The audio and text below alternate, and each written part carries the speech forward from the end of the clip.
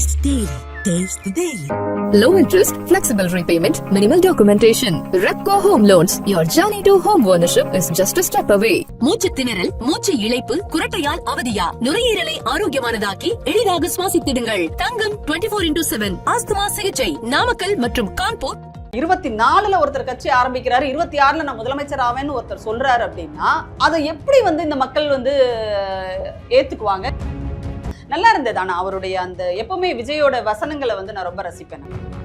பக்கத்துல நின்றுட்டு இருக்காரு, திருமா அவர்கள் பக்கத்துல இருக்காங்க. அப்ப அவர் சொல்றாரு, அந்த வார்த்தையை பயன்படுத்துறாரு, நான் அண்ணனை சந்திச்சு ஆசீர்வாதம் வாங்கதா அப்படின்ற வார்த்தை அவர் பயன்படுத்துறாருங்க. பொதுவாவே என்னன்னா விஜய் கூட நீங்க கூட்டணியா அப்படின்னு சொல்லிட்டு யோசிக்கிறீங்க இல்லையா, அந்த இடத்துல அதிமுகவை கொண்டு போய் ஒரேடியா கீழே தள்ளிட்டாங்க அப்படின்றத நான் பாக்குறேன். பிரசாந்த் கிஷோர் வந்திருக்கிறாருன்னா அவருடைய தொழிலாக அவர் அதை வச்சிருக்கிறார். சரி, அதனால அவர் அங்க போயிருக்கிறாரு, வியூகங்கள் வகுத்து கொடுப்பார், தேர்தலை சந்திப்பார் அப்படிங்கிறதெல்லாம் அது வேற ஒரு விஷயம். அப்போ பிரசாந்த் கிஷோர் அவருடைய கட்சிக்கே அவரால் பீகார் சொந்த மாநிலத்திலேயே ஒரு வெற்றியை அவரால் பெற முடியவில்லை தேர்தலில் அப்படின்னு சொன்னா அப்புறம் இங்க என்ன பண்ண போறாரு?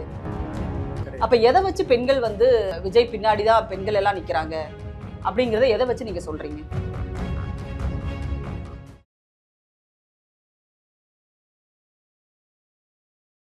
வணக்கம், இது கிங் டிவி.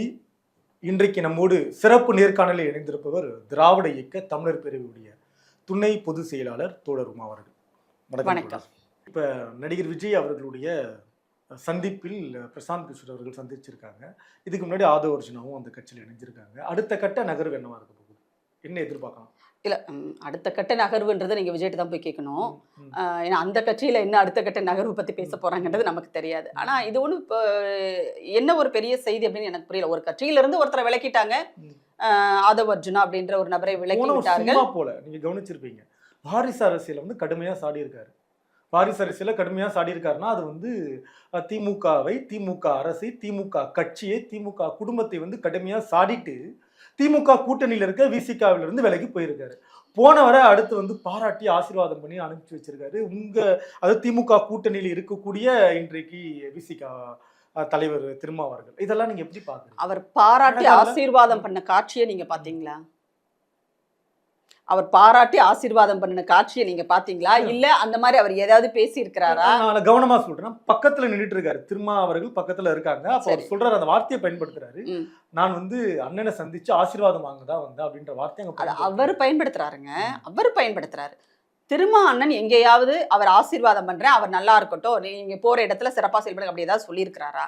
பொதுவாவே என்னன்னா ஒரு இடத்துக்கு இப்போ என்ன சொல்றது, நமக்கு பிடிக்காதவங்களா இருந்தாலும் கூட நான் ஒரு இடத்துல இருந்து வேலையை விட்டு போறேன் அப்படின்னு சொன்னா சரிப்பா போ வாழ்த்துக்கள் அப்படின்னு சொல்லிதான் அனுப்புவாங்க. இது இயல்பான ஒரு விஷயம் தான்.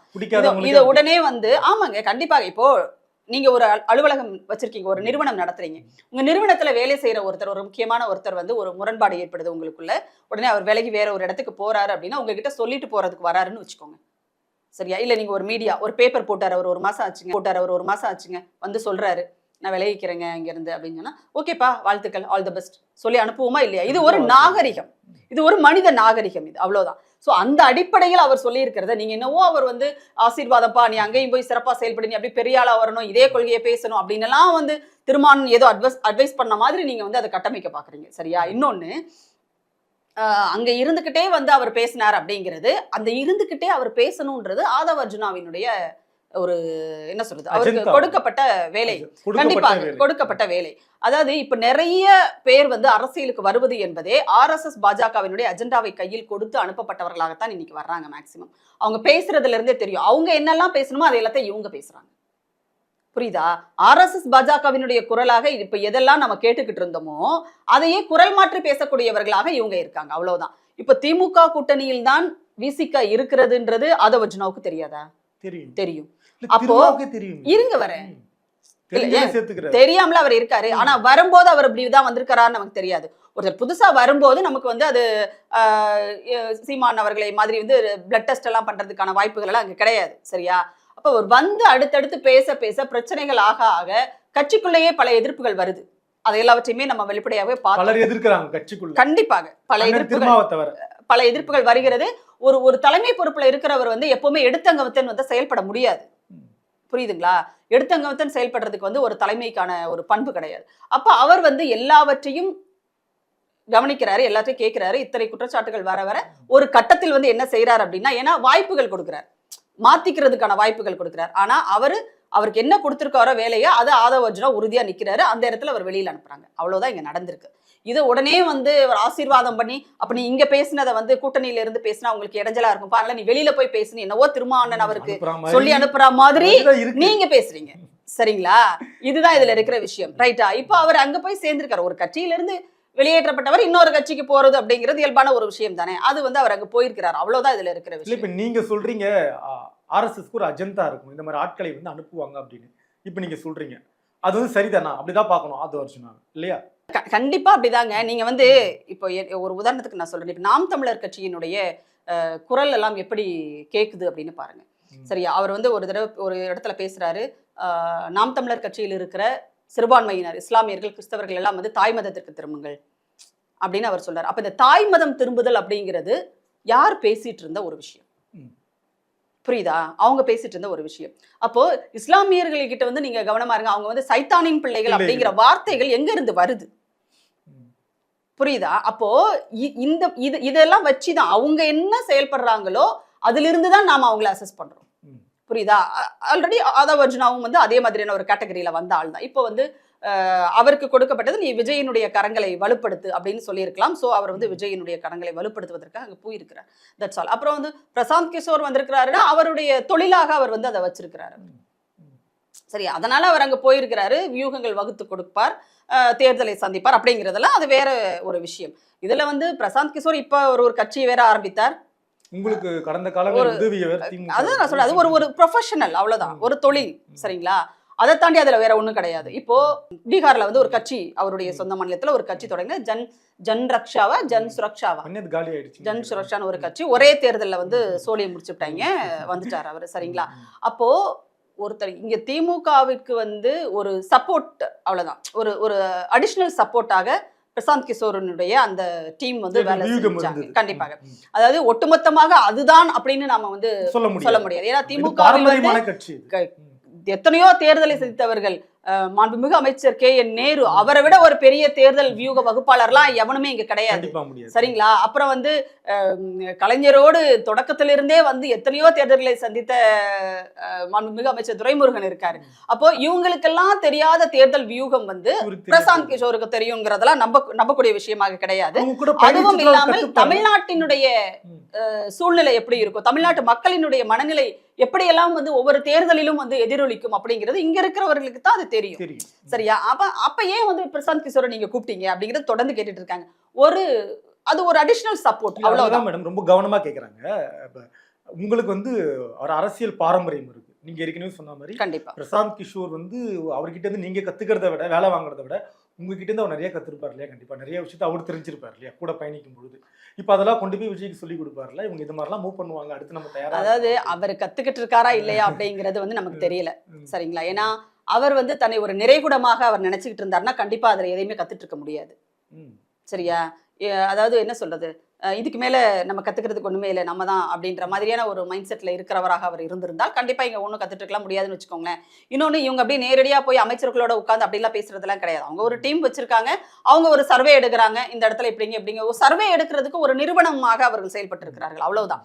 ஏன்னா ஒரு டெக்னிக்கலா ஒரு சப்போர்ட்டிவ் வந்து அவங்க கொடுத்தாங்க, இதோட முடிஞ்சு போச்சு, அவ்வளவுதான். இப்ப அந்த சப்போர்ட் அவர் அங்க போய் கொடுக்குறாரு, ஆனா அது மட்டுமே அங்க வேலை செய்யுமா அப்படின்னா கண்டிப்பா வேலை செய்யாது. புரியுதா உங்களுக்கு? அப்போ பிரசாந்த் கிஷோர் வந்து அவருடைய கட்சிக்கே அவரால் வந்து பீகார் சொந்த மாநிலத்திலேயே ஒரு வெற்றியை அவரால் பெற முடியவில்லை தேர்தலில் அப்படின்னு சொன்னா, அப்புறம் இங்க வந்து என்ன பண்ண போறாரு? இப்பதான் புதுசா முளைத்து வந்திருக்கிற ஒரு அரசியல் தலைவராக விஜய் வந்திருக்கிறாரு. அப்ப அவர் என்ன அங்க வந்து இது பண்ணி, இப்பவே அங்கேயே நிறைய பிரச்சனைகள் இருக்கிறது, நிர்வாகிகளை நியமிப்பதுல வந்து நிறைய சிக்கல் இருக்குன்றாங்க. இப்போதான் கட்சி தொடங்குனாங்க, இப்பதான் நிர்வாகிகள் போட்டாங்க, திடீர்னு பார்த்தா பெண்கள் வந்து கடுமையாக எதிர்க்கிறாங்க. கார்ல கட்டி இருந்த கட்சி கொடியை கலட்டி போட்டுட்டு போறாங்க, ஏத்தன கொடியை இறக்குறாங்க. ஜனநாயக அமைப்புல வர்றதாங்க ஏத்தன கொடியை இறக்குற அது எப்பங்க? இப்பதானங்க ஆரம்பிச்சாங்க, அதுக்குள்ள என்ன உங்களுக்குள்ள பிரச்சனை? சோ அப்போ எந்த ஒரு அரசியல் கட்டமைப்பு அடித்தளம் அப்படிங்கிறது வலுவாக இல்லை அப்படின்னு சொன்னா இந்த சிக்கல் எல்லாம் வந்து வரதான் செய்யும். அதனால இதுல பிரசாந்த் கிஷோர் இல்ல, நீங்க வந்து அது அந்த யார் யாரெல்லாம் அது தொடர்பா இருக்காங்களோ அத்தனை பேருமே வந்து அங்க நின்னாலும் செல்ஃப் எடுக்கலன்னா வண்டி ரொம்ப நாள் ஓடாதுங்க, ரொம்ப தூரமும் ஓட முடியாது. எவ்வளவுதான் தள்ளிட்டு போவீங்க நீங்க? விசிகாவில் இருந்து விலகியவர்கள் எந்த கட்சிக்கு போனாலும் நாங்கள் திருப்பி சேர்த்துப்போம். ஆனால் பிஜேபி ஆர்எஸ்எஸ் பக்கம் போயிட்டு வர்றவங்களுக்கு விசிகாவில் இடம் கிடையாது அப்படின்னு வந்து கடந்த காலங்களில் திருமா அவர்கள் பேசியிருந்தார். இப்போ வந்து அதே திருமா அவர்கள் தான் வந்து ஆதவ் அர்ஜுனா வந்து நீங்கள் சொன்னதான் நான் சொல்கிறேன், நான் அதை கட்டுக்கதை கட்டலை. ஆதவ் அர்ஜுனா அவர்கள் வந்து ஆர்எஸ்எஸ் உடைய அது அஜந்தா பிஜேபியோட திட்டமிட்டு தான் வேலை செஞ்சுருக்காரு அப்படின்னு நீங்கள் சொன்னீங்க. இது வந்து திருமானனுக்கும் தெரிஞ்சிருக்கும் இல்லையா, இவர் வந்து பிஜேபியோட ஆர்எஸ்எஸ் உடைய கையால் தான் அப்படின்னு. ஆனால் போயிட்டு வந்தவரை வந்து சந்திச்சிருக்காரு, பேசியிருக்காரு. அந்த ப்ரெஸ் மீட்டில் வந்து வாழ்த்தையும் தான் பேசியிருக்காரு. தம்பி எங்கே போகிறாரோ அங்கே நல்லா இருப்பார், நம்ம கருத்தை ஏற்றுட்டு தான் தம்பி இங்கெல்லாம் வந்தார் அப்படின்னு வெளியே போனவர். இப்போ நீங்கள் சொன்ன மாதிரி இந்த அலுவலகத்தை விட்டு வெளியே போனவர் சும்மா இருக்க போதில்லை, உங்களுக்கு எதிராக தான் கல்லெறிய போகிறாரு. கல்லெறிவருக்கு கை கொடுத்து அனுப்புன மாதிரி இருக்கு. அதாவது நீங்கள் இதுக்கு முன்னாடி திரும்ப பேசுனதும் நீங்கள் பேசுனதும் வச்சு நான் கேட்குறேன். இல்லை, இப்போ ஒரு கட்சியை புதுசாக ஒருத்தர் தொடங்குறாரு அப்படின்னு சொன்னால் இன்னொரு தலைவர்கிட்ட போய் கேட்கும்போது அந்த தலைவர் என்ன சொல்லுவார்? என்னது கட்சி தொடங்கிட்டானோ, எனக்கு எதிராவா, நாசமா போட்டோம் அப்படின்னு எந்த தலைவராவது சொல்லியிருக்காங்களா இது வரைக்கும்? சொல்ல மாட்டாங்கல்ல. என்ன சொல்லுவாங்க? பொதுவாக என்ன சொல்லுவாங்க? வாழ்த்துக்கள்ங்க, அரசியல் வர்றதுக்கு எல்லாருக்குமே உரிமை இருக்கு, இது ஒரு ஜனநாயக நாடு, யார் வேணுமானாலும் அரசியல் கட்சி தொடங்கலாம், வாழ்த்துக்கள், அவ்வளவுதானே. அதே தான் இங்கேயும். இப்போ அடுத்து இது என்ன மாதிரியான தேர்தலில் எதிரொலிக்கும்? ஏன்னா பெரும்பாலும் பெண்களுடைய வாக்கு, பெண் பிள்ளைகளோட வாக்கு பெரிய அளவில் தாவேக்காவுக்கு இருக்கிறதா வந்து பேசப்படுது. அதெல்லாம் எப்படி நீங்கள் பார்க்குறீங்க? இது வெறும் ரசிக மனப்பான்மையிலிருந்து சொல்லப்படுகிற கருத்து இது, சரிங்களா? ஏன்னா மேடையில் கொள்கையெல்லாம் பேசியிருக்காருங்க. அவர் பேசின கொள்கைகள் அது தனித்தனியா பிரிச்சு அனலைஸ் பண்ணது எல்லாமே வந்து பண்ணி முடிச்சிட்டோன்னு வச்சுக்கோங்க. அவர் கட்சி ஆரம்பிச்ச உடனே அடுத்த நாளே வந்து அவர் என்னென்ன கொள்கைகளை பேசினாரு நல்லா இருந்தது. ஆனா அவருடைய அந்த எப்பவுமே விஜயோட வசனங்களை வந்து நான் ரொம்ப ரசிப்பேன். நீங்களே சொல்றீங்க. உண்மையிலே ரொம்ப ரசிப்பேன். விஜயோட வசனங்கள் பேசுறது வந்து அவருடைய திரைப்படங்கள்ல வசனம் பேசுறதுலாம் நான் ரொம்ப ரசிப்பேன். ஒரு நடிகராக விஜயை வந்து நான் ரசிப்பேன். அவருடைய சில படங்கள் வந்து எனக்கு பிடிக்கும், அது வேற. அப்போ இது வந்து ஒரு நல்ல ஒரு திட்டமிடப்பட்ட ஒரு நல்ல ஒரு படப்பிடிப்பாக அவருடைய கட்சி தொடக்கம் வந்து இருந்துச்சு. அவர் பேசின வசனங்களாகட்டும் எல்லாமே வந்து பல முறை ஒத்திகை பார்க்கப்பட்டதுன்றது நல்லாவே ரொம்ப கொஞ்சம் கூட பிசிறு இல்லாமல். ஏன்னா ஒரு 50 ஆண்டு காலம் அரசியலில் இருந்தவர்கள் கூட வந்து யாருமே இந்த அளவுக்கு பிசிறு தட்டாம வந்து ஒரு விஷயத்த பேசவே முடியாது.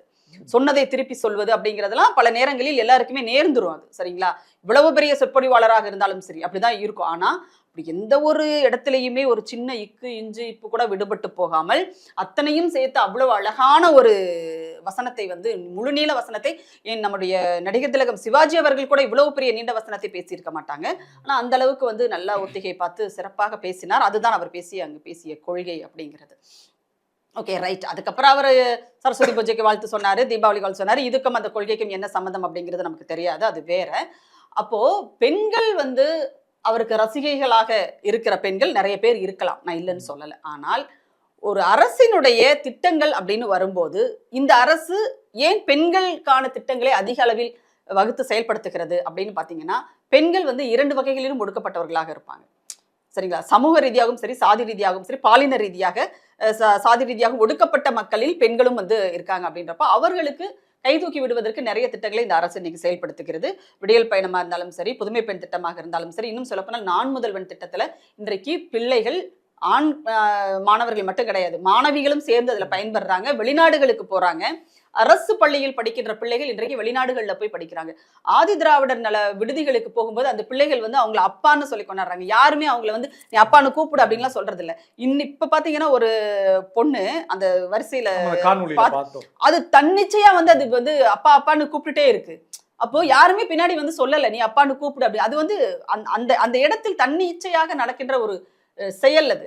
அப்போ எல்லாருமே கொண்டாடுறாங்க. நீங்க வந்து எங்க வீட்டு பிள்ளை மாதிரி அவரு அப்படின்னு சொல்லிட்டு கொண்டாடுறாங்க. எங்க அண்ணன் வந்து எங்களுக்கு சீர் கொடுக்குறாரு, புரியுதா? மாசம் மாசம் வந்து எங்க அண்ணன் எங்களுக்கு வந்து சீர் கொடுக்குறாரு அப்படின்னு சொல்லிட்டு பெண்கள் கொண்டாடுறாங்க. அப்ப இது எல்லாமே வந்து ஒரு கட்டத்துல இவங்களுக்கு கொஞ்சம் ஒரு அச்சத்தை ஏற்படுத்துகிறது. பொதுவாவே எதிர்த்தரப்பில் இருப்பவர்களுக்கு, இன்னும் சொல்ல போனா இது மாதிரி விமர்சனங்களை வைப்பவர்களுக்கும் சேர்த்து நான் சொல்றேன். ஏன்னா பெண்கள் ஓட்டு அப்படிங்கிறது உண்மையை சொல்லணும் அப்படின்னு சொன்னா பெரும்பாலும் திமுகவுக்கு வந்து வராது அப்படின்னு தான் நம்ம பார்த்துருக்கோம். ஏன்னா ஒரு எம்ஜிஆர் மாதிரியான ஒரு கவர்ச்சியான ஒரு நடிகர் எம்ஜிஆர் அப்படிங்கிறது. அதற்கு பிறகு ஜெயலலிதா அப்படிங்கிறவங்க வந்து ஒரு சினிமாவினுடைய ஒரு ஃபேமிலில இருந்து வந்தவங்க. அப்போ ஒரு ஆளுமைன்றது அது வேற, அது நீங்க அப்புறம் தனியா ஒரு தடவை கேளுங்க, நான் சொல்றேன் அது எப்படிப்பட்ட ஆளுமை அப்படிங்கிறத. ஸோ அப்போ அந்த ஒரு புகழ் வெளிச்சம் வந்து என்ன சொல்றது, ஒரு சினிமா கவர்ச்சி அப்படிங்கிறது இருந்ததுனால பெண்கள் வந்து பெரும்பான்மையும் என்னதான் இருந்தாலும் ஒரு பெண் அவங்க அப்படின்னு இருந்தாங்க. ஒரு பெண்ணாக இருந்தாலும் கூட பெண்களுக்காக அவங்க என்ன செஞ்சிருக்காங்க அப்படிங்கிறது ஒரு பெரிய கேள்வி இருக்கு. இது வந்து ஒரு அரசியல் விவாதத்துக்குள்ள கொண்டு போறது, அது எளிய மக்கள் கிட்ட நம்ம போய் பேச முடியாது. ஸோ அப்போ திமுகவுக்கு இன்றைக்கு பெண்கள் தரப்பு வந்து ஒரு பெரிய ஆதரவாக வந்து சேர்ந்துருச்சு. இன்னும் சொல்ல போனால் மகளிர் சுய உதவி குழுக்கள் திமுகவினுடைய அந்த நிதி கொடுப்பது, அவர்களுக்கான ஊக்குவித்தல், இது எல்லாமே இன்னைக்கு வந்து அன்னை தெரசா வளாகம் ஒன்று வந்து அமைத்து கொடுத்திருக்கிறார்கள். அதுல வந்து நிரந்தரமான ஒரு வளாகமாக இருக்குது. எப்ப வேணா நீங்க வந்து உங்க பொருட்களை எங்க காட்சிப்படுத்தி விற்பனை செய்துக்கலாம் அப்படின்னு சொல்லிட்டு இன்னைக்கு மகளிர் சுய உதவி குழுக்களினுடைய அந்த கடன் சுழற்சி இருக்கு இல்லையா, அது வந்து வங்கிகள் கேட்டீங்கன்னா தெரியும் எந்த அளவிற்கு வந்து அந்த பணம் அங்க உள்ள வந்து போகுது அப்படிங்கிறது. புரியுதா? அப்போ இது எங்கேயுமே கிடையாது, வேற மாநிலங்களில் இந்த மாதிரியான வாய்ப்புகள் எல்லாம் கிடையாது. அப்போ பெண்கள் வந்து கண்டிப்பாக திமுக பக்கம் நிக்கிறாங்கிறது தெரியுது. இப்ப அதை உடைக்கணும்ல, ஏன்னா தேர்தல் நெருங்குது, 2026 வரப்போகுது. அப்ப இது எல்லாத்தையும் உடைக்கணும். இப்ப இளைஞர்கள் வந்து கிடையாதுங்க இவங்க பக்கம் இல்லைங்க அப்படிங்கிறத சொல்லணும். அப்ப பெண்கள் வந்து இவங்களுக்கு எதிராக தான் இருக்காங்க. சரி, என்ன வகையில் எதிராக இருக்காங்க? சரியா, எந்த இடத்துல பெண்கள் எதிராக இருக்காங்கன்னு சொல்லுங்க. அவங்களுக்கான ஏன்னா இன்னைக்கு வந்து பெண்களை தொழிலதிபர்களாக ஆக்குகின்ற ஒரு அரசாக இந்த அரசு இருக்குது, தொழில் முனைவோர்களாக உருவாக்குகிற ஒரு அரசாக இந்த அரசு இருக்குது. அப்ப இது எல்லாமே பெண்களுக்கு எதிரான ஒரு திட்டங்களா? இல்ல இல்லையா? இப்போ ஒரு விடியல் பயணத்தின் மூலமாக ஒருத்தங்களுக்கு வந்து இவ்வளவு பணம் ஒரு மாசம் மிச்சமாகுதுன்னு சொன்னா அது பெண்களுக்கு எதிரான ஒரு திட்டம் கிடையாது. இல்ல. அப்புறம் எந்த வகையில் இந்த அரசுக்கு எதிராக பெண்கள் இருக்கிறார்கள் அப்படிங்கிற ஒரு பிம்பத்தை இவங்க கட்டமைக்க பாக்குறாங்கன்னு எனக்கு புரியல. ஏன்னா அதுக்கான காரணம் 2026 வரப்போகுது. அந்த தேர்தல்ல வந்து எப்படியாவது இந்த விஷயங்கள் எல்லாம் நம்ம கொஞ்சம் கொஞ்சமா இப்ப இருந்தே உடைக்க மாட்டோமா அப்படிங்கிற ஒரு ஆசையில் அவங்க செஞ்சிட்டு இருக்காங்க. இயல்பாக ஒரு தேர்தல் களத்தில் ஒரு எதிர்த்தரப்பு செய்கின்ற வேலையைத்தான் அவங்க செய்யறாங்க, அது நான் வந்து இல்லைன்னு சொல்லல. ஆனால் உண்மை அதற்கு நேர்மாறாக இருக்கிறது. அதுதான் இல்ல, பெண்கள் வந்து இந்த ஆட்சிக்கு எதிராக இருக்கிறார்களா என்பதை விட விஜய்க்கு ஆதரவாக இருக்கிறார்கள். நீங்க சொன்ன மாதிரி எதிர்ப்பா இல்ல, அது வேணா விட்டுறலாம். ஆனா விஜய்க்கு ஆதரவா இருக்காங்க, விஜய் வந்து கொண்டாடுறாங்க. நீங்க என்னதான் கொள்கை சித்தாந்தம் பேசினாலும், நீங்க வந்து ரசிக்க மனப்பான்மைன்னு அலட்சியம் படுத்தினாலும் கூட, ஆனா ஓட்டு விட போறது உண்மைதானே அப்படின்ற அளவுக்கு இருக்கு. பெண்கள் கொண்டாடுறாங்க, அது வந்து ரொம்ப பிடிச்சிருக்கு எங்களுக்கு. சரி, கண்டிப்பா. அதாவது பெண்கள் வந்து ஒரு மாற்றம் கொண்டாடுறாங்க. சரி, இது வரைக்கும் அவர் எந்த தேர்தல் அவர் சந்திச்சிருக்கிறாரு, எத்தனை அதாவது பெண்கள் வாக்குகள் எவ்வளவு அவங்களுக்கு கிடைச்சிருக்கு, இந்த இதெல்லாம் ஏதாவது டேட்டாஸ் கிட்ட இல்ல. அப்ப எதை வச்சு பெண்கள் வந்து விஜய் பின்னாடிதான் பெண்கள் எல்லாம் நிக்கிறாங்க அப்படிங்கறத எதை வச்சு நீங்க சொல்றீங்க? நாங்க வந்து பப்ளிக் பீட்ஸ் போய் பண்றோம். பப்ளிக் பீட்ஸ் போய் பண்ற இடத்துல மாணவர்கள், குறிப்பா பெண்கள் மாணவர்கள் இந்த பிரசிடென்சி காலேஜ் வாசல் எடுத்ததுல பெரும்பாலும் தொடர் வாக்களிக்க தயாரா இருக்காங்க. உண்மையில அது ஒரு பெரிய ஒரு விஷயம் தாங்க. ஏன்னா இப்போ அவங்களுக்கு வந்து ஒரு என்ன சொல்றது, ஒரு ஆழமான அரசியல் புரிதல் அப்படிங்கிறது அவங்களுக்கு கிடையாது. ஏன்னா புதிதாக யார் வந்தாலுமே வந்து இளைஞர்களுக்கு வந்து ஒரு ஈர்ப்பு அப்படிங்கிறது இருக்கதான் செய்யும். புதுசா வரும்போது ஒரு ஈர்ப்பு இருக்கதான் செய்யும். இப்போ நீங்க வந்து ஒரு விலை உயர்ந்த போன் வச்சிருக்கீங்கன்னே வச்சுக்கோங்களேன், நீங்க வந்து ஒரு ஐபோனே வச்சிருக்கீங்க, ஆனா அதுல அடுத்த வெர்ஷன் வருது அப்படின்னா உங்களுக்கு இதுல இருக்கிற கவனத்தை விட நீங்க அதை தான் பாப்பீங்க. ஆமா இல்லையா? அதுல அது இருக்காமே, இதுல ஒண்ணுமே இல்லையே, இதுல இல்லையே. அப்போ இது வரைக்கும் உங்களுக்கு இது எப்படியெல்லாம் பயன்பட்டது, இதை வச்சு நீங்க வந்து உங்க பிசினஸ் எப்படிலாம் டெவலப் பண்ணிருப்பீங்க, இதை வச்சு உங்களுடைய திறமையை நீங்க எப்படிலாம் வெளிப்படுத்தியிருப்பீங்க, ஒரு டிக்டாக் போட்டிருப்பீங்க, ஒரு ரீல்ஸ் போட்டிருப்பீங்க, அதுல இருந்து உங்களுக்கு ஏதோ ஒரு வாய்ப்பு வந்திருக்கும். அப்ப அது எல்லாம் அந்த நேரத்துல உங்களுக்கு மறந்துடும். புதுசா ஒண்ணு வருதா, அதுதான் இங்கேயும் இருக்குது. அது நடந்தா என்ன, வேற ஒண்ணுமே இல்லை. கண்டிப்பாக அது நடந்தால் தமிழ்நாட்டிற்கு மிகப்பெரிய ஒரு கெடு வாய்ப்பு அப்படின்னு தான் நாங்க சொல்லுவோம். சரிங்களா? ஏன்னா 24ல ஒருத்தர் கட்சி ஆரம்பிக்கிறாரு, 26ல நான் முதலமைச்சர் ஆவேன்னு ஒருத்தர் சொல்றாரு அப்படின்னா அதை எப்படி வந்து இந்த மக்கள் வந்து ஏத்துக்குவாங்க, இல்ல ஏத்துக்கிறதுனுடைய ஒரு விளைவு என்னவாக இருக்கும் அப்படிங்கறதெல்லாம் நம்ம ஆராய்ந்து பார்க்க வேண்டிய ஒரு விஷயம் தாங்க உண்மையிலேயே. ஏன்னா இது வரைக்கும் வந்து ஒரு கட்சியவே வந்து ஒரு கட்சிக்கு என்னென்ன கட்டமைப்புகள் இருக்கணும்ன்றதே அவருக்கு தெரியுமான்னு நமக்கு தெரியல. சரியா? ஒரு கட்சின்னா அதுக்கு வந்து இத்தனை அடுக்குகள் இருக்கணுங்க, இத்தனை அமைப்புகள் இருக்கணும், நிர்வாகங்கள், கட்சி நிர்வாகம் எப்படி இருக்கணும், அதுக்கு உட்கட்சி தேர்தல்னு ஒண்ணு நடத்தணும். சரிங்களா? இந்தந்த பொறுப்புகள் இருக்கு, இத்தனை அடுக்குகள் இருக்கு கட்சியில, இவ்வளவு பிரிவுகள், இது எல்லாமே வந்து அவருக்கு தெரியுமா அப்படிங்கிறது நமக்கு தெரியாது. அப்போ ஒரு கட்சியவே இன்னும் சரியாக கட்டி அமைக்காத ஒரு தலைவர் உடனடியாக வந்து ஆட்சிக்கு வருவார் அப்படின்னு நினைக்கிறதுன்றது ஒரு அறியாமை. அது ஒரு அறியாமையினுடைய வெளிப்பாடு. சோ அப்ப அதுக்கு வந்து விழிப்புணர்வை ஏற்படுத்த வேண்டியது அப்படிங்கிறது நியாயமாக சிந்திக்கக்கூடிய, சரிங்களா, ஒரு அறத்தின் பாற்பட்டு செயல்படக்கூடிய ஊடகவியலாளர்கள், மூத்த பத்திரிகையாளர்களினுடைய கடமை. அதை விட்டுட்டு திமுகவை ஆதரிக்கணும்னு நாங்க சொல்லல. கண்டிப்பா நீங்க திமுகவை ஆதரிக்க போறதுலன்னு எங்களுக்கும் தெரியும், சரிங்களா. நீங்க திமுகவை ஆதரிங்க அப்படின்னு நாங்க யார்ட்டையும் கேட்கவும் இல்லை. அதை எல்லாத்தையும் நாங்க பாத்துக்கிறோம், ரைட்டா. ஆனா நாங்க என்ன கேட்கிறோம் அப்படின்னா, இதனுடைய விளைவுகள் என்னவா இருக்குங்கிறத நீங்க கொஞ்சம் மக்களுக்கு எடுத்து சொல்லுங்க. விமர்சனங்கள் நீங்க திமுக மேல வைக்கிறத வைங்க, நாங்க வேண்டான்னு சொல்லல. விமர்சனங்கள் வச்ச பத்திரிகையாளர்கள் மேல யாராவது திமுக வழக்கு போட்டிருக்காங்களா? அல்லது வந்து உருட்டுக்கட்டையோட வந்து ஆட்டோல ஆட்கள் அனுப்பியிருக்கோமா? இல்லையே. அப்போ நீங்க என்ன பண்ணுங்க, விமர்சனங்களை வைங்க. அது ஒரு சரியான விமர்சனங்களாக இருந்தால் எத்தனையோ விமர்சனங்களை தமிழ்நாடு முதலமைச்சர் காது கொடுத்து கேட்கிறார். அதை வந்து அடுத்ததாக அவர் மாத்திக்கவும் செய்யறார். உதாரணத்துக்கு விடியல் பயணத்துல வந்து திருநங்கைகளையும் சேர்த்துக்கணும் அப்படிங்கிற ஒரு குரல் வரும்போது உடனடியாக அவர்களும் வந்து அந்த திட்டத்துக்குள்ள கொண்டு வரப்படுகிறார்கள், சரிங்களா. அப்போ எந்த ஆக்கப்பூர்வமான ஆலோசனைகளை யார் கொடுத்தாலும் சரி, என் எடப்பாடியே கொடுத்தா கூட நாங்க ஏத்துக்கோங்க. ஆனா அவர்கிட்ட அது இல்லைங்கிறதான் பிரச்சனை. அவருக்கு அப்படிலாம் யோசிக்க தெரியாதுன்றது அங்க பிரச்சனை, ரைட்டுங்களா. அப்போ நீங்க பேசுங்க. இப்படி ஒருவர் வந்தால் ஒருவேளை நீங்க நினைக்கிறீங்களே அது என்னவாக நடக்கும்? ஏன்னா அரசியலில் நீங்க வந்து கலைஞர் அவர்களோடு அரசியல் செய்து அம்மையார் ஜெயலலிதா அவர்கள் ஆட்சிக்கு வருகின்ற காலகட்டங்களிலேயே தமிழ்நாடு பல நிலைகளில் பின்னோக்கி போறதை நம்ம பார்த்திருக்கோம். மொத்தமா இவங்க எப்பெல்லாம் கொண்டு வந்து திமுக வந்து பாடுபட்டு கொண்டு வந்து எல்லாத்தையும் கொண்டு வந்து இந்த இடத்துல நிறுத்துவாங்களோ, அந்த அம்மா வந்தோடனே மொத்தமா எல்லாத்தையும் பின்னாடி இழுத்து போட்டுரும். அது அரசியல் ரீதியாக இருந்தாலும் சரி, சமூக பண்பாட்டு ரீதியாக இருந்தாலும் சரி, மொத்தத்தையும் அழிச்சிட்டு போயிடும் அந்த அம்மா. அப்போ அவங்களுக்கே அப்படிதான் ஒரு நிலை அப்படின்னா விஜய் எல்லாம் ஏமாத்துறோம் அப்படிங்கிற விஷயத்தை இந்த நடுநிலை ஊடகவியலாளர்கள், நடுநிலை பத்திரிகையாளர்கள், மூத்த ஊடகவியலாளர்கள், மூத்த பத்திரிகையாளர்கள் எல்லாம் தயவு செஞ்சு மனசாட்சிக்கு உட்பட்டு பேசுங்க. ஏன்னா நீங்களும் தமிழ்நாட்டில் தான் வாழணும்.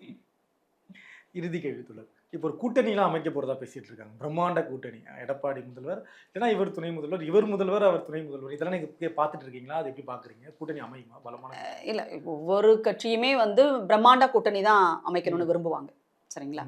ஒரு நிறைய கட்சிகளை இணைத்து ஒரு பிரம்மாண்ட கூட்டணி அமைக்க வேண்டும் அப்படிங்கிறது தான் எல்லா கட்சிகளுமே பேசக்கூடிய விஷயம். அதைத்தான் வந்து திரு எடப்பாடியும் பேசியிருக்கிறாரு. ஆனா அது நடக்குமா அப்படிங்கிறது தான் நம்ம பார்க்க வேண்டிய ஒரு விஷயமா இருக்கிறது. ஏன்னா கடந்த முறை அப்படிதான் சொன்னாங்க. ஆனா அவ்வளவு பெரிய ஒரு கூட்டணி அமைஞ்சதா அப்படின்னா இல்ல. அந்த கூட்டணியில விஜய் இருப்பாரு இல்ல, அது தெரியல. அதாவது அதிமுக என்பது எதிர்கட்சி எங்களுக்கு, ரைட்டு, நாங்க இல்லைன்னு சொல்லல. ஆனாலும் கூட அதற்கென்று ஒரு அரசியல் தொடர்ச்சி அப்படின்றது இருக்கு இல்லையா. எம்ஜிஆர் பிரிஞ்சதுல இருந்து 72ல கட்சி ஒரு வெளியில வந்து தொடங்கி அதுல இருந்து பாத்தீங்கன்னா இத்தனை ஆண்டு காலம் தமிழ்நாட்டு அரசியலில் இருந்த ஒரு கட்சி, இன்னும் சொல்ல போனால் ஆட்சியில் இருந்த ஒரு கட்சி, சரியா, அதிக அளவு இருந்த ஒரு கட்சியானது இப்ப திடீரென்று நேற்று முளைத்த ஒரு கட்சியோடு நாங்க வந்து கூட்டணி அப்படின்னு அவங்க பேசுறது அப்படிங்கிறதே அவங்களுடைய சரிவை தான் அது காட்டுதுன்னு நான் சொல்லுவேன், சரியா. நீங்க வந்து பாமகவோட கூட்டணி பேசுறீங்களா இல்லது தேமுதிகவோட கூட கூட்டணி பேசுறீங்களா? ஓகேங்க, ஓகே, அது உங்க விருப்பம். ஆனா அது நடக்காதுன்றது வேற விஷயம், சரிங்களா. அது அந்த சாப்டரே க்ளோஸ் ஆயிடுச்சு. இதுக்கு மேல வாய்ப்பே கிடையாது. அப்போ நீங்க பாமக கூட பேசுறீங்களா அல்லது தேமுதிகவோட பேசுறீங்களா? ஏன் வந்து டாக்டர் கிருஷ்ணசாமி கூட பேசுறீங்களா? எல்லாம் கூட ஓகே தாங்க. ஏன்னா அவங்களாம் அரசியல் ஆரம்பத்துல இருந்தே இருந்தவங்க. நீங்க பேசுங்க, தகுதி இருக்கிறது அவர்களுக்கு அப்படிங்கிறது இதுல இருக்கு. ஆனா விஜய் கூட நீங்க வந்து கூட்டணியா அப்படின்னு சொல்லிட்டு யோசிக்கிறீங்க இல்லையா, அந்த இடத்துல அதிமுகவை கொண்டு போய் வந்து ஒரேடியா கீழே தள்ளிட்டாங்க அப்படின்றத நான் பாக்குறேன். அதனால இந்த நிலை அதிமுகவுக்கு வரக்கூடாது, வந்திருக்க கூடாது அப்படிங்கிறதா எங்களை போன்றவர்களினுடைய ஒரு நிலைப்பாடு. ரொம்ப நன்றி. மீண்டும் ஒரு நிகழ்ச்சியில் சந்திப்போம். இது கிங் டிவி. நான் உங்கள் தமிழ்மாறன்.